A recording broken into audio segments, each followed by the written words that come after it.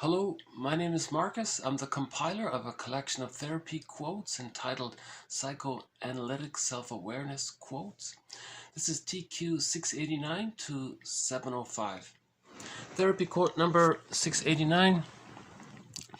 A petrified infantile pattern, the unconscious shift to an innocent bystander. The neurotic's propensity for projections of bygone conflicts is his main emotional effort. The repetition compulsion, the propensity to repeat formative early life experiences, for good or ill, is one of psychoanalysis's most important contributions to the understanding of human nature.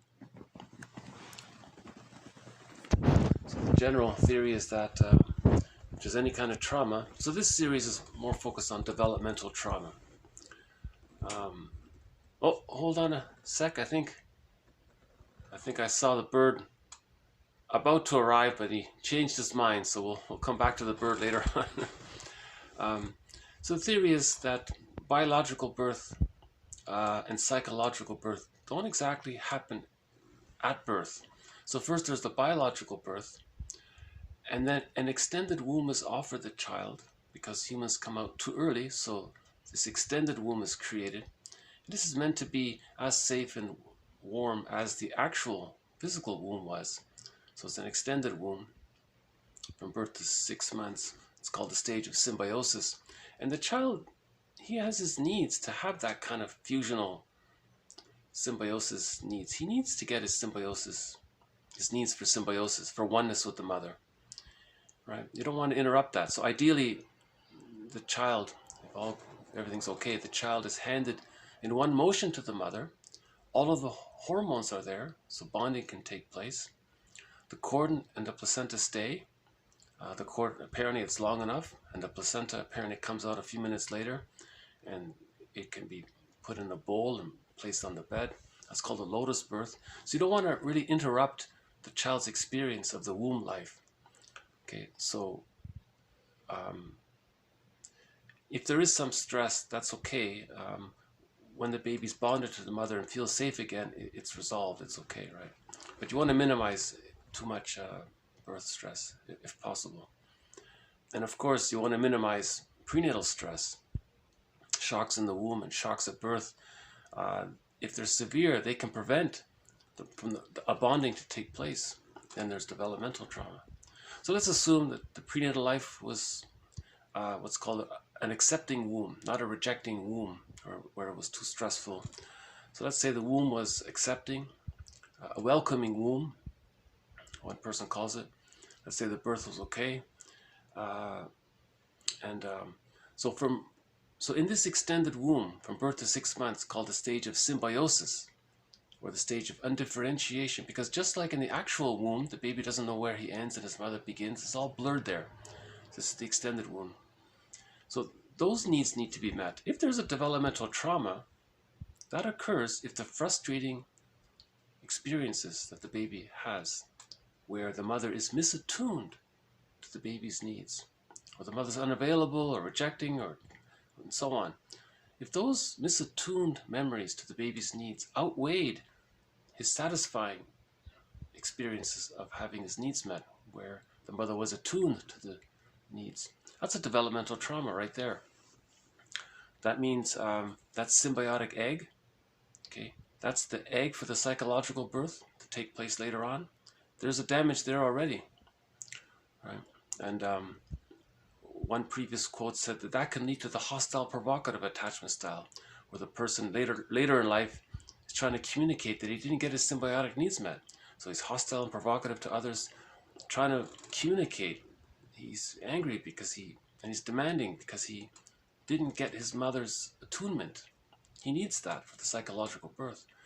So it's a secondary delusion to think that someone in later life can be the mother and meet those symbiotic needs. But he's trying to communicate the problem that way through his acting out. So that's the repetition compulsion. When there's a trauma, the person repeats. He creates scenarios or tries to create scenarios or acts out in response to that original trauma to communicate what happened. So there's repetitive element there. We don't just forget it. And so the child needs a safe, extended womb. Okay, so let's say he gets that. Another pattern, a common pattern, is if the child doesn't get that, that can lead to the narcissistic pattern, where the child is so frustrated with the mother's misattunement, and the child's on a schedule and a bottle, and mother doesn't. It's frustrating and annoying and demanding, authoritarian, all that kind of stuff. The child is overwhelmed. His ego is damaged by this. He can't absorb this. His little personality, his little consciousness can't handle the impingement and demands of the engulfing mother or the rejecting mother. So finally, the baby identifies with her. He becomes her. Okay, so he's lost himself. He thinks this organization, this false identification with the aggressor, he then thinks that's who he is. So that's a developmental trauma, because you're still fused there. There's a negative symbiosis there in the psyche. So then that person grows up and then can... So in the narcissistic pattern, we theorize that from the baby's point of view, when the mother's so misattuned, the baby feels shamed, humiliated, devalued, put down, belittled, and so on. Okay. Now he identifies with the aggressor, grows up, and then does to others those things that the mother did to him to communicate what the mother did to him. So a person with a narcissistic pattern is very negative, puts other people down, cynical, sarcastic, right? And has all these philosophies around it. So he's trying to communicate that the mother put him down as a baby. Because from the baby's point of view, he feels unloved if the mother's not listening to his needs and all that. So he's not able to love others in the future. He's going to put others down. So there's a lot of anger there in the narcissistic pattern. A lot of greed there. Because in the repetition compulsion of not getting his love needs met, he's going to try to get his love needs met. So anything that's good out there, he wants to have it. But this time, he wants to possess it, to control it, to master the trauma of not getting it. The baby just wanted to receive the love.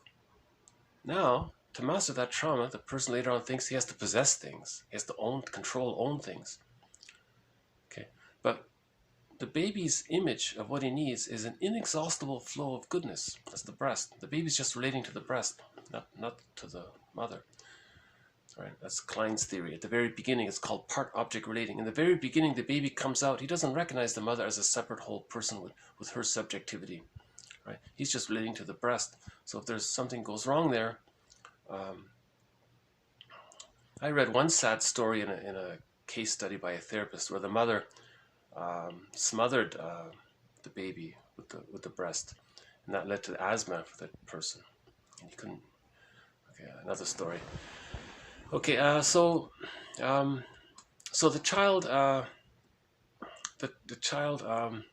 his understanding or his image of the mother is the breast, which is an inexhaustible flow of goodness. Okay, now later on in the repetition compulsion, he's chasing this inexhaustible flow of goodness. So he thinks he has to receive everything. He's entitled to get everything. Because the baby wanted to get everything. He needed to get everything. The baby doesn't give love or serve or help others. The baby has to receive the love. Okay, so the baby didn't get it. He identifies with the aggressor.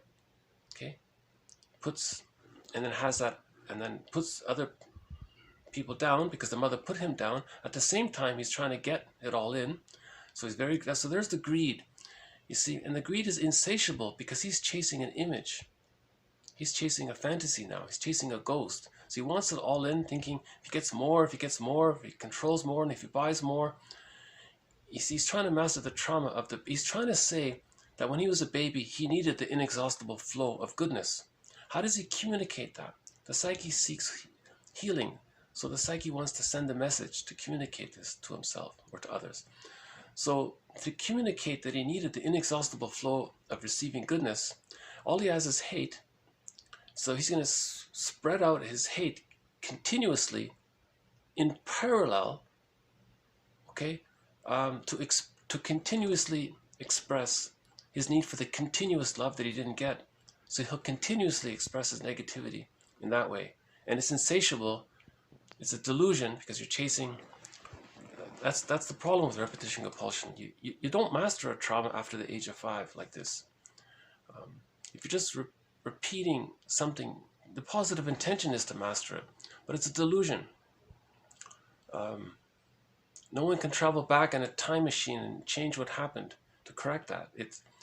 So that's the theory about repetition compulsion. We repeat the childhood situation in some form or in code or in some encrypted way under some philosophy or rationalization where we're repeating this because we're trying to communicate we needed the continuous flow of goodness.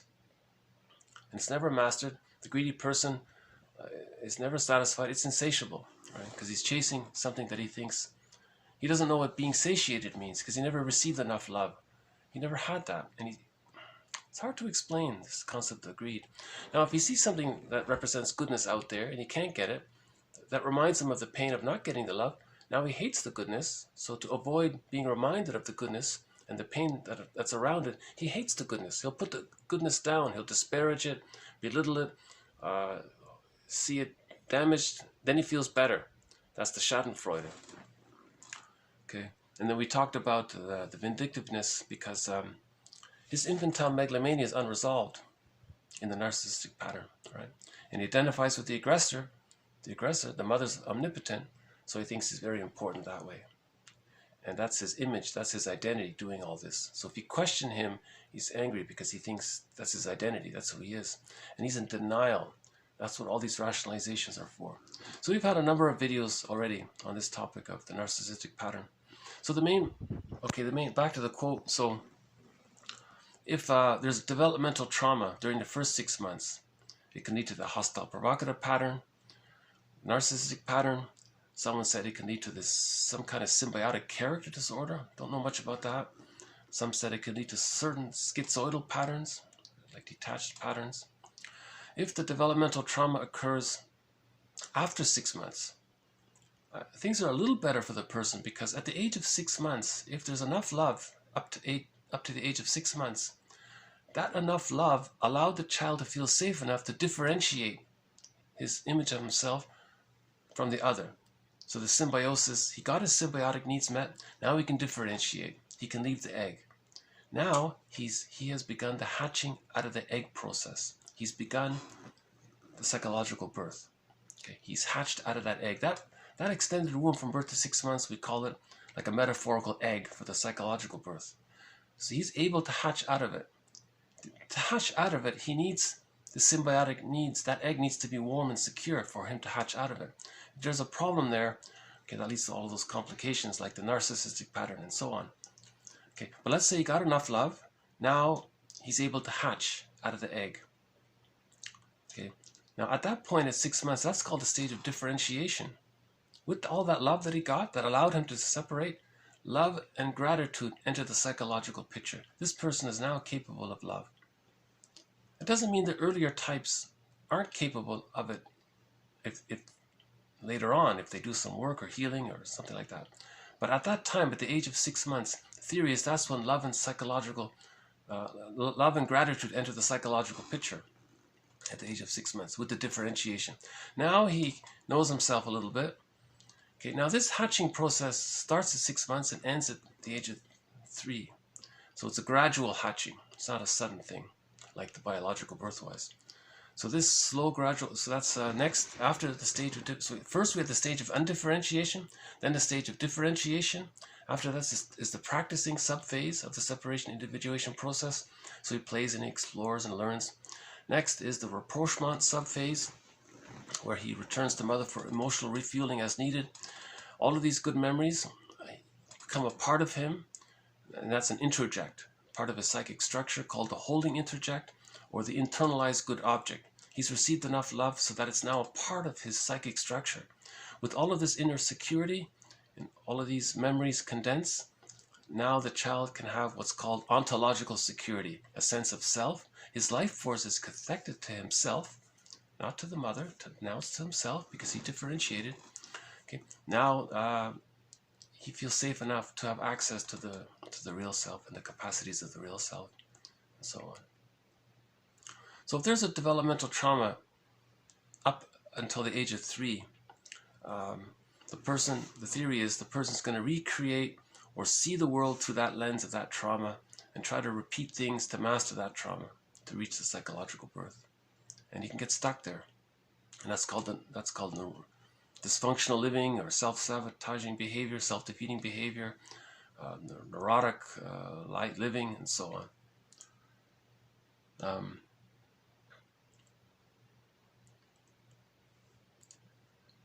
Okay, so Bergler's metaphor is that every neurotic carries one of those LP, long playing vinyl music disc records. And he carries this disc record with him everywhere he goes. Every time he sees a record player, he plays that record. So he's bringing the past into the present, and he's just playing it over and over again. So that's the Sisyphus metaphor, and it doesn't get resolved. The idea is for him to talk about it, then he can resolve it. Right? Repeat and don't remember, or talk and remember. So at some point he may think, by midlife usually he realizes there's something wrong. Right? So at midlife, so we have a song about this. Okay, TQ 691. At midlife, or at the second half of life, okay, a lyric from the song says, "In a mirror too big for me, I saw my eyes bathed in liquid." So this is a song about the midlife crisis. So let's say he's been doing the repetition compulsion. And so he's missing out on who he really is. He's not mourning, he's just repeating things. And remember, that pathological mourning, the inability to mourn, when there's a developmental trauma, that means a person doesn't mourn losses because he's too attached and too loyal to the rejecting image of the mother. He's fighting with his mother constantly, so he can't let go of her. So that prevents mourning. So the ability to mourn stems from that. So you need differentiation to have that ontological security to mourn losses. In the narcissistic pattern, if the person's identified with the mother, and let's say the mother passes, you can't mourn her because you think you're her. It's you. You're her. So you can't mourn the loss of yourself if you think you're her. So you see the complication, that's called complicated grief. So that can lead to stress on stress, chronic sorrow, pathological nostalgia, melancholia, delayed onset of grief can lead to, and other forms of aggravated or prolonged grief. So let's say midlife, in this song, the guy somehow he got to that point where it leads to burnout. So in pop culture, we just simply say burnout. So he got to that stage of burnout. He looked in the mirror. He saw himself. He looked in the mirror. He did some self-reflection, so to speak, and he realized he's repeating the repetition compulsion. So I'll just maybe play a part of the song.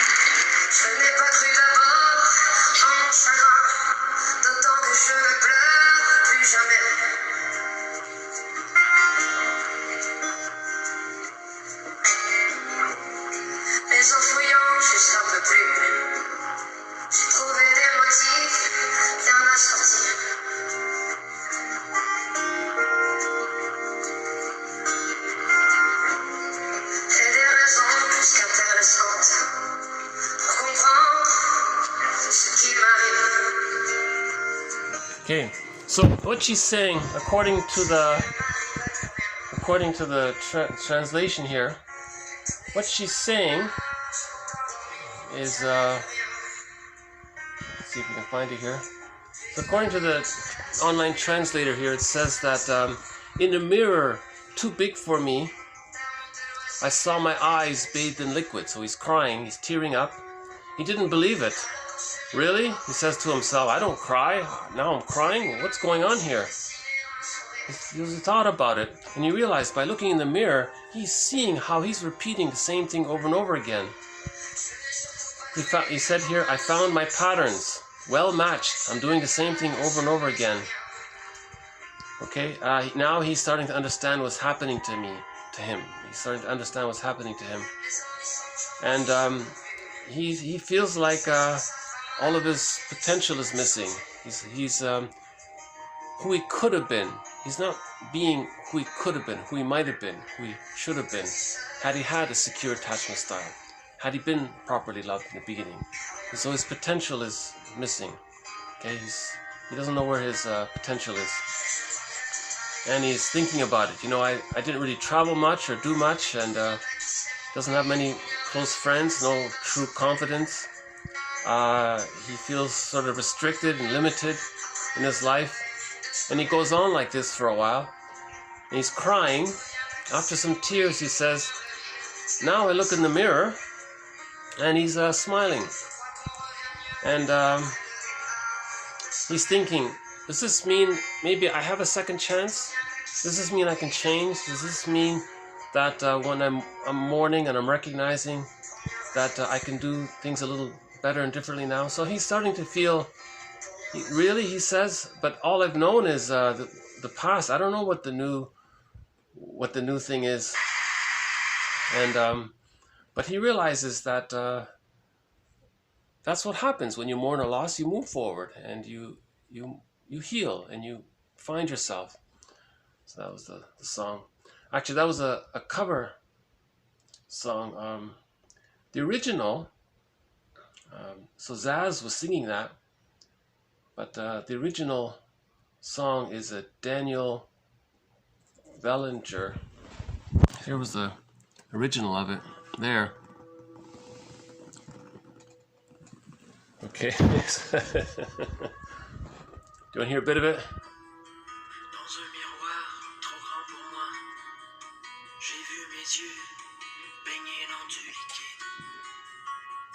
So it's a sad song. It's good for midlife. It's a very good midlife song, I think. It's called Revivre. Revivre. I think it means live again or something. New life or something like that. So yeah, so we can heal the repetition compulsion. Bergler explains it in his books. If you point this out to people, confront their rationalizations, confront their lies, how they're lying to themselves and lying to others to preserve the repetition compulsion, how it's a secondary delusion. Convince people that they're caught in some kind of pathological repetition. Point that out to them, help them see that. They can start to mourn and work that way. All right.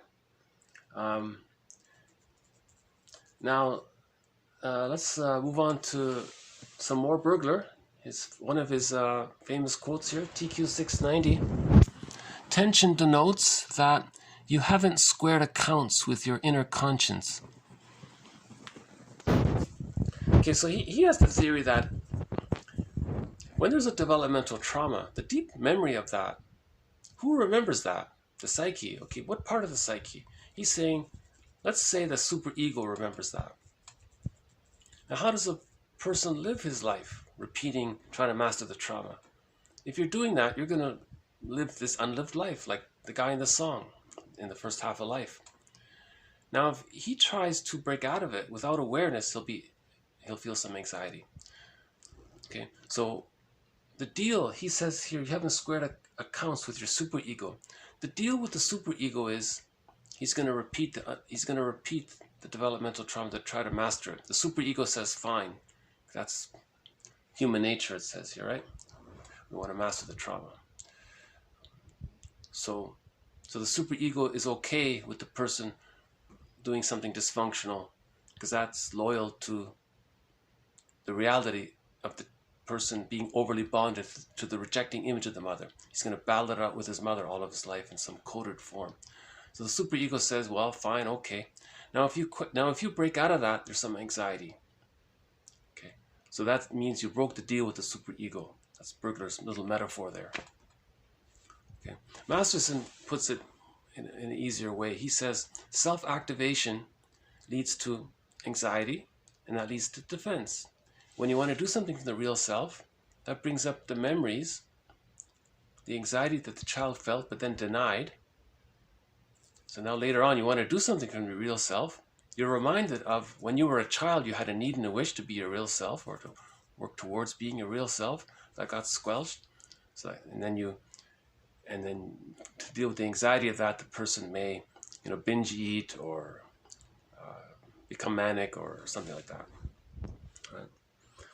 Okay, so at midlife we realize if we're going to heal, we need to face the truth about our childhoods. TQ 692, you must be reconciled with your parents before the principles of personhood can emerge in your own soul. Okay, so man's main task is to give psychological birth to himself. So in this psychoanalytic perspective, the psychological birth leads to all of the human traits that we value, gratitude and love and empathy and wide range of feelings and doing something productive and being able to feel some regret and remorse and if there's a mistake, and we're not engaged in the splitting defense mechanism. We're not compartmentalizing things and denying things and out of convenience. See, the baby deals with anxiety by the defense mechanism of splitting and putting things in boxes and then denying things. You see, so prejudice comes from there, and all X, all Y thinking comes from there, that kind of thing. So he's saying here, reparation to heal. So that fragments the soul, all of these little compartmentalizations, right? And the splitting defense mechanism. So to heal the splits, we have to forgive our parents. We have to learn about the parents. That brings up feelings. Reparation of the other and the willingness to heal are the same. One quote was, the willingness to be happy and forgiveness of the other is the same. It's the same. They go together. Okay, so that leads to the psychological birth. So when you reach ontological, after the morning, the person is differentiated. His life force cathects to himself. Robert Bly says, get the key out from under mother's pillow. So the life force cathects to the person. That's basic trust inwardly. Now he feels he can get to know himself. What's unique about him? What's unique? What little thing is unique about him? Everybody has a little snowflakes. Everybody's little different, right? So on. One of the questions the person may ask during this process, TQ 693, do I have to give up me to be loved by you? So that's what the baby's asking. When the mother puts all of these restrictions, and that's what the baby's saying. Dear mother, do I have to lose myself? Do I have to be dependent on you to be accepted by you? Do I have to sacrifice my psychological birth and remain in psychic dependence and fusion on you to comfort you, to get your approval? Is that what the situation? Okay, that's called the Jocasta style of parenting. Okay, not to blame the mother, but there is what's called the Jocasta style of mothering, where the mother uses the child, okay, as an object. Oh, hold on a sec. We've got a visitor here.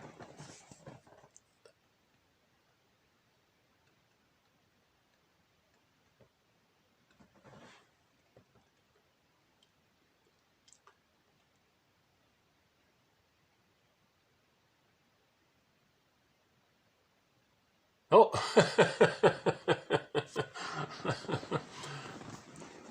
Maybe he doesn't like the new snacks on the table for some reason. Okay.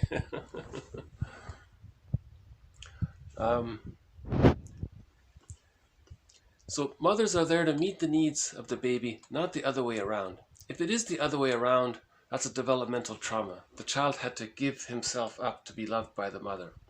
Okay, that's a developmental trauma. Right? That's the narcissistic pattern.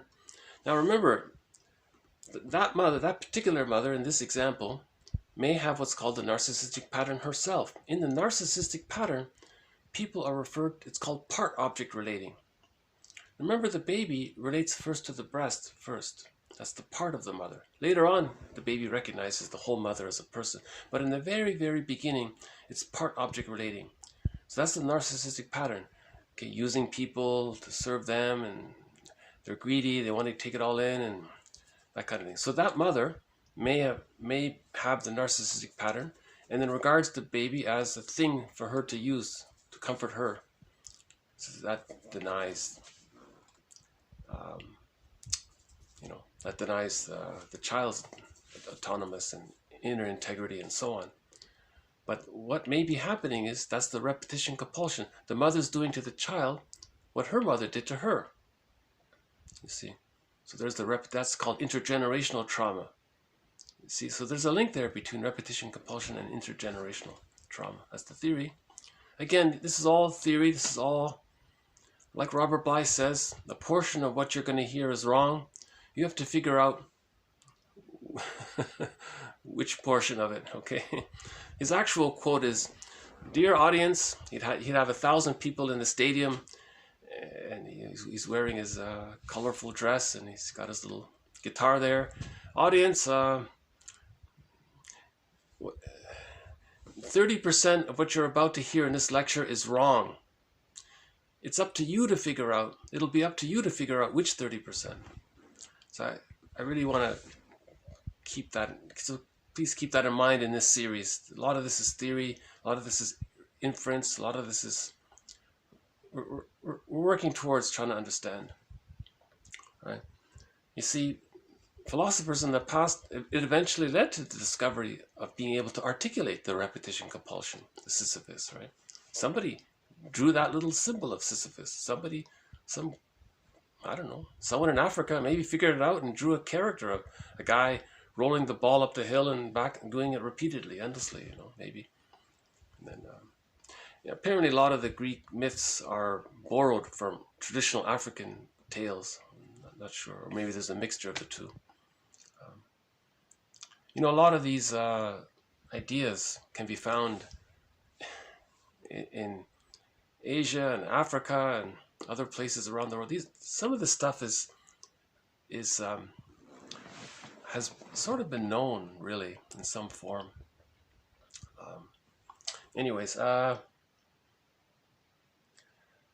So let's say the person decides at midlife to go to the therapist. The person may have what's called a rescue fantasy. "Therapist, I'm at midlife, I'm burned out, help, do something magical, say some abracadabra words and save me." That's called the rescue fantasy. TQ 694, the therapist's, his countertransference love crystallizes around a rescue fantasy, but this deprives the participants of their conflictual three-dimensionality. Okay, so that's magical thinking. That's a child's wish, rescue fantasy. So that's two-dimensional thinking, right? Magical thinking is considered. One author says we have two-dimensional thinking, like Don Juan. Then we have three-dimensional thinking, so the person is more conflicted, right? Then you have four-dimensional thinking. That's like Faust, who's seeking to heal. He's doing shadow work. That's Faustian, right? So he's saying here that he feels the push by the client to be rescued, and the therapist feels, I'm kind of feeling like I'm feeling this desire to just rescue him. That's called countertransference love, because Bergler says neurotics are their love is mainly transference love. So the therapist's response would be countertransference. So by the way, just very briefly about Faust. Apparently, long ago, 500, 600 years, 700 years ago,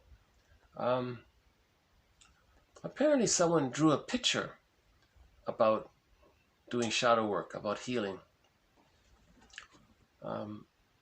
It's not very clear.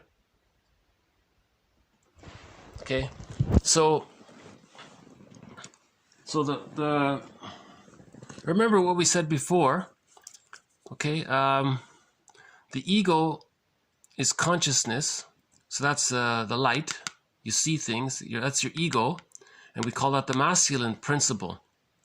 What you don't know about yourself, it's in the shadow, so that's the moon, it's dark, what you don't know, right? Now if you re-own a trait that you disowned, if you learn something about yourself and you accept it, okay, then there's some new sparkle there, there's some new life there, right? You're healing. This symbol is called an image of reconciliation with yourself. You're reconciling with yourself. So they knew about shadow work way back then, right? Again, the ego is consciousness. This is unconsciousness. Now, when you connect the two and you hold it, you accept it, there's the spark of new life there. And I guess the bird is sort of a symbol of peace and reconciliation. That's the dove there. So he's holding, that's the result, and he's holding the two. You see, so there's like a healing there. So that means healing and new life when you do the shadow work, when you look into your shadow and you accept it. So this is just this is not about gender. Every person has the masculine principle, the ego, and every person, male or female, doesn't matter about biological, never mind that, okay, has aspects of themselves that they don't know about. So that's the shadow, okay, that kind of idea. So that's an interpretation would help do that, right? So when we say know thyself, so that's the task at midlife. In the song, he mourned the losses, right? Okay, let's move on. TQ 695. Let's say the person does have a narcissistic pattern. The first thing is to help this person to see that superiority, okay, his superiority complex is not a fact, but it's a problem that he needs. It's a problem that he needs to feel superior and what it means to him. He may struggle against this idea, but finally he starts to see it as a problem, that there is some psychological reason why he has this delusion. And finally he becomes interested in what's behind it. Okay, so the theory is that we theorize that in the womb, we imagine that if the baby were to have thoughts about his experience, we imagine it might be as if he were to think that he were some kind of like little god. All of his needs are being met. In the extended womb, it's the same thing. That's called infantile megalomania. Now, if there's a trauma there, it's stuck there. It's crystallized. His infantile megalomania is not resolved. That's the narcissistic pattern. That's the psychological necessity of keeping the superiority complex. Preserving your infantile megalomania, okay, that's a psychological necessity to master to think that he can try to master the trauma. He's stuck there, right? So that's why he puts others down, because his mother put him down. That's the psychological reason why he's putting other people down, because his mother put him down from the baby's point of view, right? And now it's more complicated because he's identified with the aggressor, the mother, and that's to the baby's point of view, that's a superior position over the child. Now he's replicating that. Now he wants to be in a superior position over others. So he thinks he's the mother and everyone else is like the wounded child. So that's called the splitting defense mechanism. Splitting prevents mourning. And that can lead to the Don Juan pattern, the Peer Gynt, and we had that thing about the Ferengi. He had this book called The Rules of Greed, How to Be Greedy, and he was just following this book on greed, how to be greedy, and it was this sci-fi character in Star Trek, how to be greedy all the time. So that's their motto, and Ibsen calls it the troll, you know, and Peer Gynt didn't want to believe it. He was in denial of it, and the troll master said, "No, you are the embodiment of the troll," and he was surprised, you know. So once you realize the psychological necessity, that can help unresolved or heal the frozen trauma. Trauma's frozen, so you want to melt that. You want to heal it, right? Heal it somehow. Okay, another attitude of the therapist is from Semrad. You're his therapist, not his administrator. Just study the no's that his inner administrator gives him. Another one of these Semrad zingers. Semrad had all of these zingers, you know. Here's another one.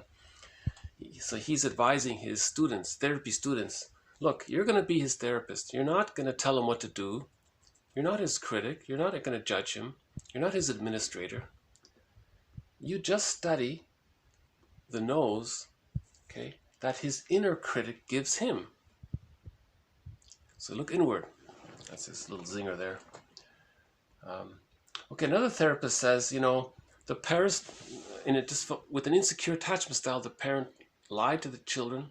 So now in the therapy process, the therapist needs to be honest, because you're creating something new here. So Theodore Reich says, tell the truth. No qualifications, no watering down. Call a spade, and do not speak of an agricultural instrument. Your client will be able to stand the truth when he feels you mean well toward him. You wish him well. To tell him the truth amounts to a compliment to his intelligence and to his moral courage. It is not always easy to detect a lie behind its myriad masks, but truth is unmistakable. Its note cannot be counterfeited. He who is courageous in the face of the hidden shock of thought makes others courageous. Okay, so ideally the client internalizes a positive therapist. Okay, a person who's not going to reward his regression or punish his individuation. Someone who supports his, and to get to that support, so he's emphasizing the truth there, because that would be different from what the parents did. In an insecure attachment style, the parents were using all sorts of rationalizations, and they were in denial, so that from the child's point of view, he was being lied to all the time. Right? Not to blame the parents. We have to forgive the parents because they were lied to when they were children. They were caught in their existential dilemma. And we've had videos about that before. Okay, TQ, back to Bergler. TQ 6, go to the Berg. Your mother seemed inaccessible to you in her detachment. In identifying your mother with yourself, you are making her suffer. So he says that in some cases, if a person is doing something self-defeating, if they think they're identified with the mother, they're unconsciously trying to punish the mother via themselves, because so they're trying to separate from the mother, right? That's one theory. He uses this. I think the context of this quote was a client who was drinking too much wine, and the client was saying to the therapist that his friend asked him, "Why do you drink so?" No, I remember now. The client was explaining that he was drinking wine in the presence of his mother, and the mother said to him, "You know, I'm uncomfortable. It hurts me to see you drink so much wine like this." At that moment, he doubled the dose of drinks. He doubled his drinks. Because it bothered the mother. He wants to bother the mother. He wants to separate from the mother. So there's sort of this unconscious attention to expel the mother, kind of set her back. He wants to differentiate if he's fused with the mother. Okay, TQ. Okay, next quote.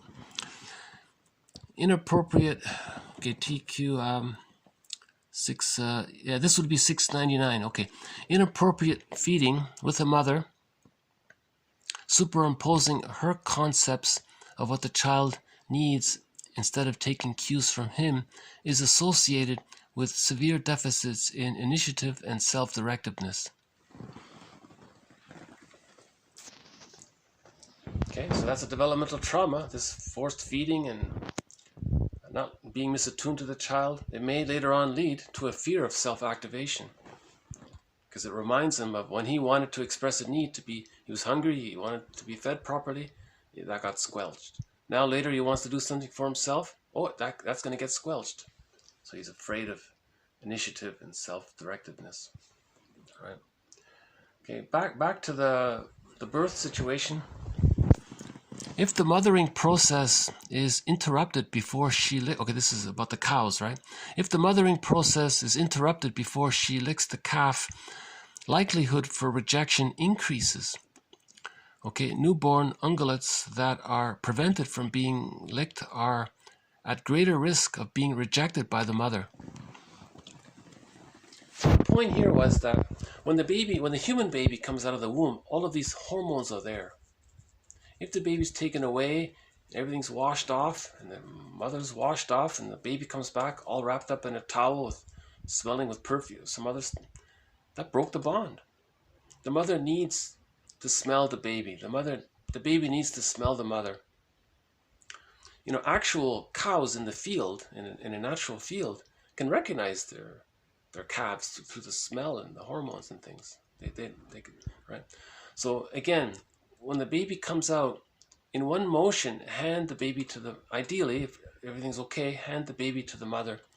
Let it be messy. It's okay. Let the smells be there. Let the mother and baby bond. They're supposed to be one. Like in the womb, it's one. You know, there's supposed to be one there. The baby needs this extended womb. If there's a trauma there in the extended womb, that leads to the narcissistic pattern and other more patterns related to that. Okay, TQ 701. If the marriage of the parents is characterized by immutable turmoil, okay, demeaning of each other, they demean each other, there's noisy battles. Although all the children may share common feelings of disgust, fear, shame, okay, and so on, at the same time they want to help their parents and save the marriage. As a result, each child may incorporate separate aspects of the marital relationship. One child may identify with the aggressor role in this. Another child may identify with the victim role. Another child may do both. Another child may try to rescue them or stay silent, try to contain it, kind of thing. Okay, so a good follow-up to this is the Karpman triangle. So the point here anyways is that one child picks up one aspect of the relationship, another child picks up another aspect of the relationship. Just something about family system. Okay, let's do the time limitations. Let's finish. I'll just do the remaining 5 quotes here. In the shadowy area at the edge of consciousness lie our feelings, without which we can neither know nor be ourselves. The verbalization of unclear worries alone brings relief, because an ego can face verbalized ideas better than unclear emotional sensations. The anxiously hurried and anxiety-producing verbal staccato of a member's productions are a reflection of her feeling that no one would really listen to her. In their quest for security and freedom from anxiety, clients distort others to make previously learned patterns of anxiety avoidance appropriate.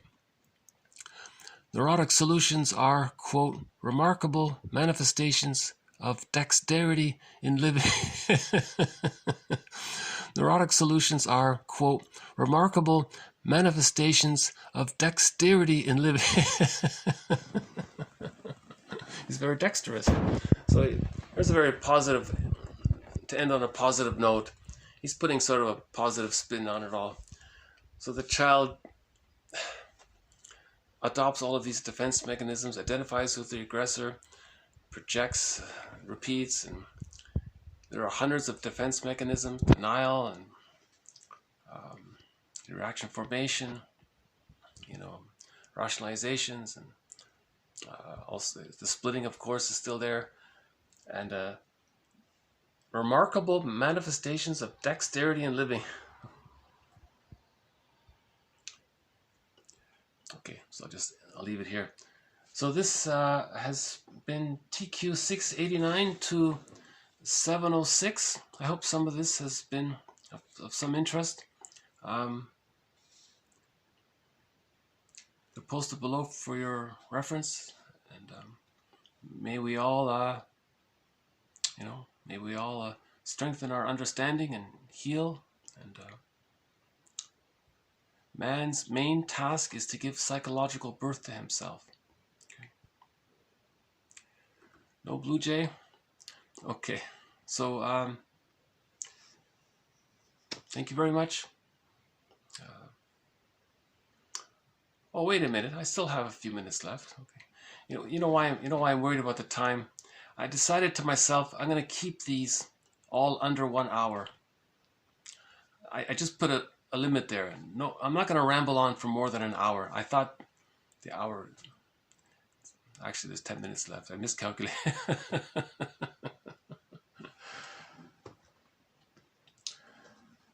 Okay, this one here, TQ 704, the second last one here. This is similar to the repetition compulsion. The child learned how to deal with anxiety. Okay? Now, in future, he may see things and do things in a way to deal with anxiety that reflect his way of knowing how to deal with anxiety. So that's the repetition compulsion.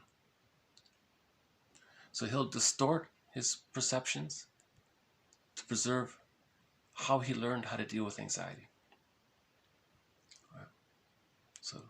So judgments can come from there. If the narcissistic pattern, if the person were to accept that something is good, but it reminds him of not getting the love he didn't get, okay, his normal way of coping with that anxiety is to be envious.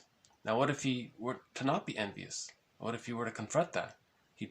There'd be anxiety there, that kind of thing. So when you confront the no's, right? When you confront yourself, there's anxiety there. And this one here, I can relate to this a little bit, to some degree. The anxious person, or the person who talks in a sort of stuttered way, staccato. Maybe there's this unconscious fear that no one will really listen to them. Meaning, when they were a child, mother didn't listen to them. So now when they speak to others, they're going to be forceful and demanding in their talk, or they're going to be aggressive in their tone, because they believe otherwise no one would listen to them. They can't just relax and be themselves and talk, because they're afraid no one's going to listen to them. So to deal with that fear of not being listened to, the person may be either speak very quickly, try to get it all in. I think that's what I'm doing sometimes. When I'm anxious, I want to get all the quotes in. I want to explain them all, and I'm being hurried about it. I'm going to be cut off soon at the 1 hour mark. So anxiously hurried. And I guess there are different forms this can take. When the person with a narcissistic pattern, they're very intense and demanding, listen to me. So that's because they've identified with the aggressor. That's the mother's demand on the baby. Look, baby, you're my property. Do it. You're gonna take care of me. Right? So the mother objectified the child. That person grows up, he objectifies others. So that kind of talking is objectifying. Really, it's hard to hear after all. Right? Okay, Fenrichel just makes the general comment here. The verbalization of unclear worries brings relief because the ego can face verbalized ideas better than unclear emotional sensations. That's common sense. If you name what you're feeling, you feel a little better. That's sort of assumed.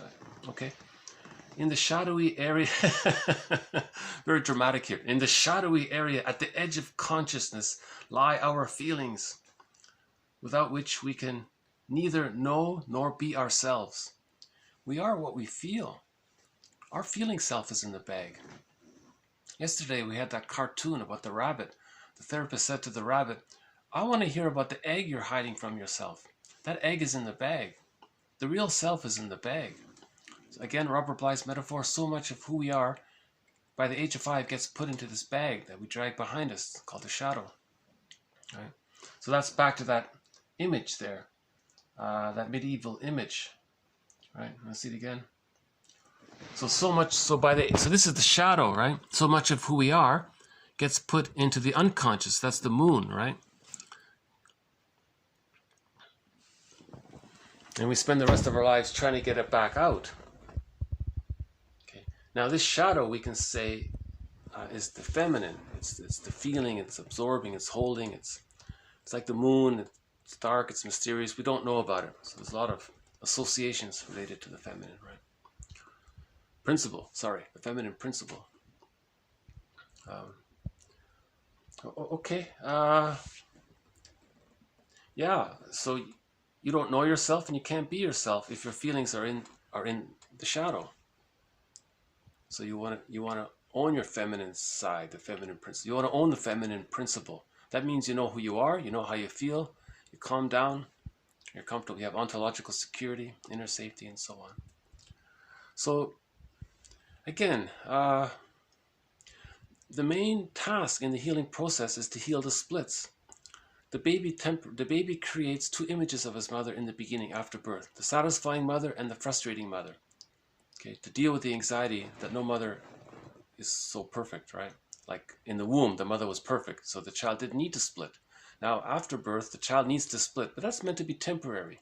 If there's the trauma there, okay, if the trauma is there, then that's where we have to look at. That's where we look to heal our developmental trauma, this split.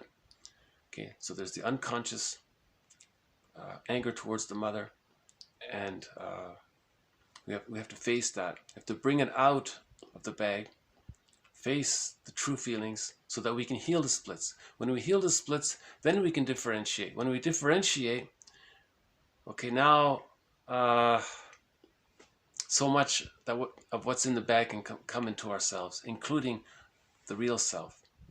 Okay, it means our connection to the real self. We're able to have that connection to our real self once our life force connects to ourselves. But for the life force to connect to the image of the self, we have to differentiate first. How do we differentiate? We have to heal the splits. So it all goes back to this healing the splits. We have to accept that. The person has to accept that. If a person has an insecure attachment style, they have to consider the possibility that when they were a baby, the mother was more frustrating than satisfying. Okay, that's the mourning process. You face that ambivalence. For a period of time, you'll feel angry towards the mother. It's part of the grief work process. Okay, so then you forgive her and you heal the splits. When you heal the splits, you differentiate. Now you have the connection to the real self. Okay, I guess I'll just leave it here. I still keep hoping for the blue jay to come back, but I don't know. I don't see him. Okay, so we'll have more quotes on the repetition compulsion. More about how the therapist works, and more about maybe family systems theory. We haven't had much about that. Maybe we'll look at that in the future. More about the importance of bonding. It's a very sensitive period. This time, this window to bond is very sensitive. When the baby comes out, I think in the book he said it's got to be under a minute, I think he said. You don't want it to be much longer than a minute. You want the baby to be given to the mother right away. And in that book, if it's longer than a minute, when the baby's finally given to the mother, she may reject the baby. Just like the cows. If the cows don't get to smell and lick the baby, later on the cows reject the baby. Humans, that's what Darwin said. We have a lot in common with nature. So we'll have more quotes on the bonding process. Okay, TQ, this has been TQ 689 to TQ 706. Thank you very much. I hope this has been informative. All the quotes are posted below. Bye for now. Thank you.